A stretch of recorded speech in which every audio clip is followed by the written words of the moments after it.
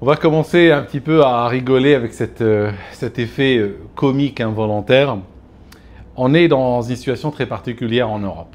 Alors, premièrement, on a les élections en Roumanie. Les élections en Roumanie, comme vous savez, ça a été annulé il y a quelques semaines parce que le peuple a mal voté. La Roumanie est un point d'achoppement très important pour l'Union européenne, mais aussi pour l'OTAN, parce qu'il y a des bases de l'OTAN là-bas, il y a de grands projets otaniques ou atlantistes, et c'est clair qu'ils ne voulaient pas les voir échouer par l'arrivée d'un candidat souverainiste. Ça, de toute manière, ça n'allait pas arriver, peu importe. Donc là, je pense qu'ils dorment tranquilles. Et bien entendu, ça nous rappelle un peu les élections où Trump avait perdu contre Biden. Ça signifie que Trump était donné gagnant, parce qu'on avait dépouillé une grande partie des suffrages. Donc voilà, on voyait que la majorité des gens votaient pour Trump et une minorité pour Biden. Donc forcément, on va ouvrir d'autres sacs, mais on trouvera à peu près le même schéma qui va se reproduire, n'est-ce pas?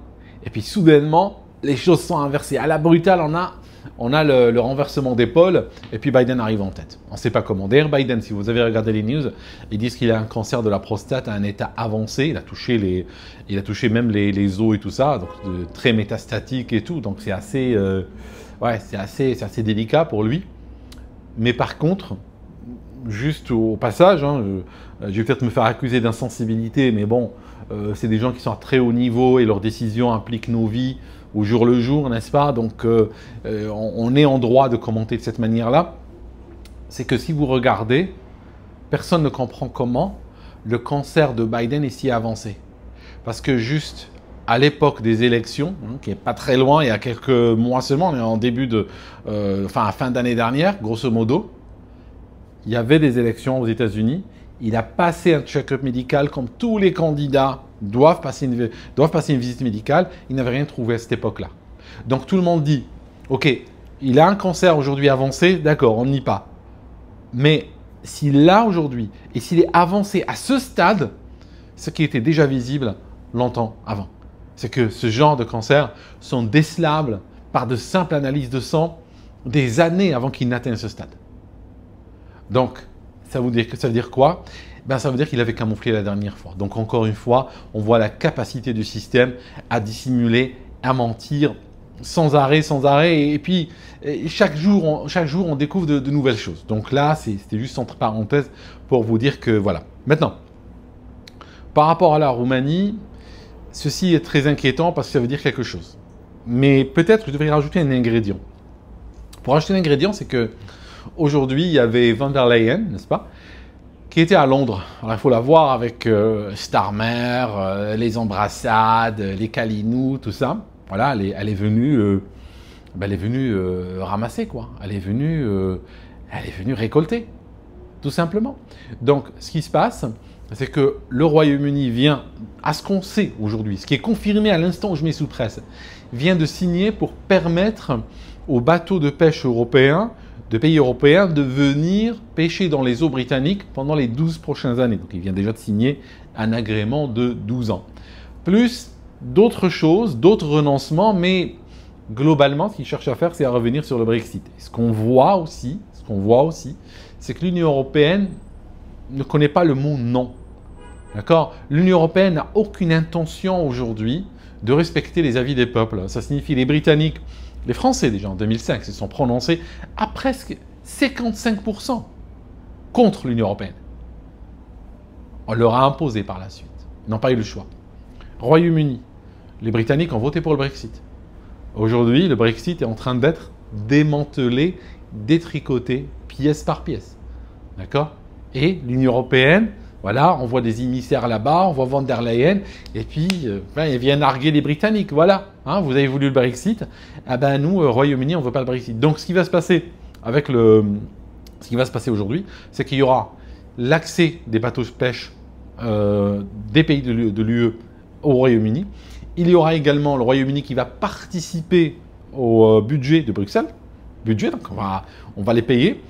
Autre chose qu'il y aura, potentiellement une forme de libre circulation, plus un alignement inconditionnel, illimité dans le temps, sur les normes de Bruxelles.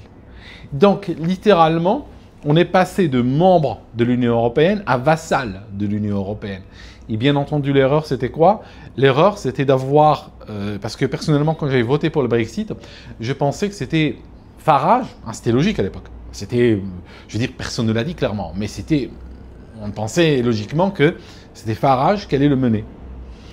Ce qui s'est passé, c'est que dès que le résultat était connu, Farage, donc favorable au Brexit, Farage a été écarté, s'est éloigné. Alors, je ne sais pas ce qui s'est passé. Hein. Est-ce qu'il a été menacé? On ne sait pas vraiment. Mais en tout cas, Farage, l'homme du Brexit, a été écarté. Et on a mis des gens à sa place, on a mis des sinistres vendus, des sinistres globalistes, des gens qui, franchement, n'ont strictement rien à faire de toute forme de souveraineté ou autre. Hein. C'est pas du tout leur souci. Au contraire, c'est des globalistes. L'autre jour, il y avait une journaliste qui a posé la question à Keir Starmer, le Premier ministre britannique. Elle lui a dit, alors... Westminster, c'est là d'où se gère le Royaume-Uni, Westminster ou Davos? Sans réfléchir, il dit Davos. Voilà. C'est des globalistes, c'est des apatrides, c'est des gens, pour eux, le pays, le peuple, ton histoire, je veux dire, ils méprisent ça, quoi. Ils ont des projets grandioses pour eux et pour leurs copains milliardaires et les mégalomanes avec lesquels ils traînent. Et puis, bon, le peuple, je veux dire, on lui parle juste au moment où on s'approche des élections, hein, comme ça il votera contre ses intérêts, et puis c'est tout. Donc, revenons maintenant à la Roumanie. Qu'est-ce qu'on constate? Encore une fois, l'Union européenne qui se définit ou s'inscrit dans une logique hégémonique contre la volonté des peuples. La France, par le biais de Macron, a manipulé les élections là-bas. Ils ont même demandé à... comment il s'appelle là, le Pavel, machin, le gars de Telegram, le patron de Telegram. Ils lui ont demandé de bloquer un certain nombre de canaux Telegram qui étaient en faveur du candidat anti-Union européenne. Donc ils ont dit qu'il faut aller les censurer. Comme ça, il n'y a pas de ralliement, il n'y a pas d'échange d'informations, il n'y a pas de contact, il n'y a rien. Ils ont dit juste vas-y, verrouille-les. Lui a refusé de les verrouiller. Et il a partagé l'information sur les réseaux sociaux. Mais vous imaginez, hein, au niveau de la télévision, au niveau des médias, au niveau d'autres médias sociaux, je veux dire, ce genre d'ordres ont été reçus un petit peu de manière large, et puis ils ont été très certainement suivis. Donc le résultat net, en tout cas, c'est que la Roumanie finit avec un président pro-Union européenne, pro-OTAN. Voilà, terminé. S'ils n'en veulent pas, il n'y a qu'une révolution. Parce que le vote, hein, vous voyez les élections, aujourd'hui, en fait c'est comme ça qu'éclatent les révolutions. C'est quand les gens sentent qu'il n'y a plus de représentativité et que vient un moment où ton pays a besoin de toi, ou c'est ton pays seulement quand tu dois verser ton sang ou verser ton argent. Hein. Tu vas payer des impôts, aller mourir. Hein. C'est les deux occasions où c'est ton pays, tu as le droit d'être fier. Hein. Le reste du temps, tu t'écrases. Et en fait, c'est là la réalité aujourd'hui vers laquelle sont en train d'aller ou sont déjà dedans les pays de l'Union européenne. Maintenant, pour finir, un autre pays, la France. Élection en 2027. Qu'est-ce qu'on dit? Hein? Il va se passer quoi? La même chose qu'en Roumanie. À propos, l'Allemagne.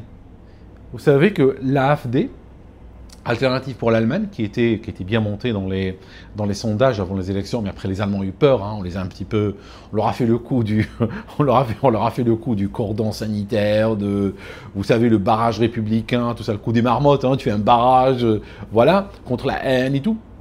Ça a marché, mais imaginons que ça n'avait pas marché. Imaginons que les Allemands avaient quand même voté pour Alternative pour l'Allemagne. Les élections, je vous le garantis, auraient été annulées. Parce que c'est bon aujourd'hui. L'Union européenne ne se cache même plus. L'Union européenne, pour chaque vote, elle a une issue qu'elle considère comme l'issue favorable, comme la seule issue acceptable. Si les gens votent autrement, on annule les élections et on tourne la page et on fait revoter jusqu'à l'obtention de résultats escomptés. Voilà. Aussi simple que ça. Donc, en France 2027, qu'est-ce qu'on peut dire? La même chose.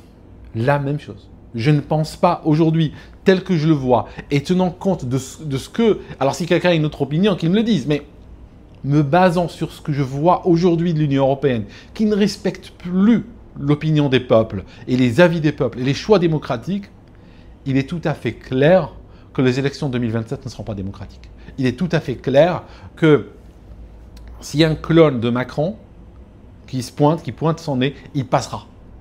Si c'est quelqu'un qui est contre lui, les élections seront annulées. Ce sera une ingérence russe. Hein, on trouvera, t'inquiète pas. ça sera une ingérence russe, ça sera un danger fasciste, ça sera n'importe quoi. On annulera les élections si nécessaire. C'est vers ça qu'on est en train d'aller. Mais honnêtement, il y a tellement, hein, je me rappelle l'époque de la crise sanitaire, hein, il y a tellement de gens dociles qui votent comme leur dit la télé. Peut-être que l'Union européenne n'aura pas besoin d'aller jusque-là, mais si nécessaire, ils diront. Donc voilà mes amis, je sais que c'est un constat amer. Quoi dire, je sais pas. Je sais pas. En tout cas, la donne est en train de changer. La donne est profondément en train de changer aujourd'hui parce que l'Union européenne sort ses griffes et là on y va directement, quoi. Là on fait plus semblant d'être dans la démocratie. Merci en tout cas d'avoir regardé cette vidéo. Derrière moi c'est Dubaï. Je suis à Dubaï pour le moment, aux Émirats Arabes Unis. Je suis plus au Royaume-Uni du tout. Donc voilà, il y aura peut-être sur le canal Aviation, il y aura quelques vidéos, mais elles étaient préenregistrées déjà. Et puis, dorénavant, il y aura des vidéos de divers pays, tout ça, je vous montrerai. J'ai encore un long chemin à faire. Mais depuis le Royaume-Uni, je ne pense pas qu'il y aura de vidéos, à moins que je sois en voyage touristique pour 2-3 jours, ou pour des formalités ou des trucs comme ça. Bon, allez, je peux exceptionnellement en faire. Mais il n'y aura plus de vidéos depuis le Royaume-Uni. Et juste pour l'histoire, je n'habite plus au Royaume-Uni. Merci mes amis d'avoir regardé cette vidéo jusqu'ici. Et on se voit dans une prochaine. À très bientôt.